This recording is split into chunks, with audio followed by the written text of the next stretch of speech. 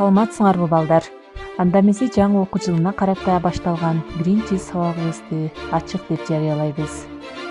Бүгүнкү сабагыбыздын темасы кыргыз тили, Кыргыз Республикасынын мамлекеттик тили деген темада болмокчу. Кыргыз тили Кыргыз Республикасынын мамлекеттик тили байыркы убактардан бери өнүгүп келе жаткан түрк тилдеринин бири болуп саналат. Кыргыз элинин улуттук маданиятын, адабиятын, тарыхын, салт-санаасын, үрп-адатын кылымдан кылымга сактап келген, аны ар тараптан өнүктүрүүгө шарт түзгөн, азыр улуттук адабий тилге айланган тилдердин бири. Кыргыз тилинде дүйнөдө теңдеши жок Манас эпосу жаралган.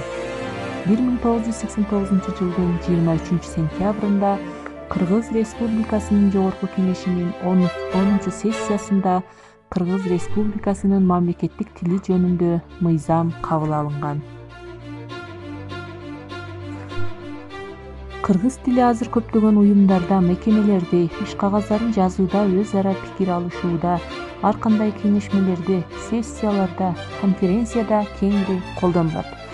Кыргыз Республикасындагы ар бир шаар, айыл, кыштак, көчө, аянт жана башка географиялык аталыштар кыргыз тилинин жазуу эрежелерине ылайык жазылат. Ошондой эле Кыргыз Республикасынын Конституциясында мамлекеттик тилге же ар кандай улуттук тилдерге текебер келтирүүгө же кастык мамиле кылууга катуу тыюу салынган.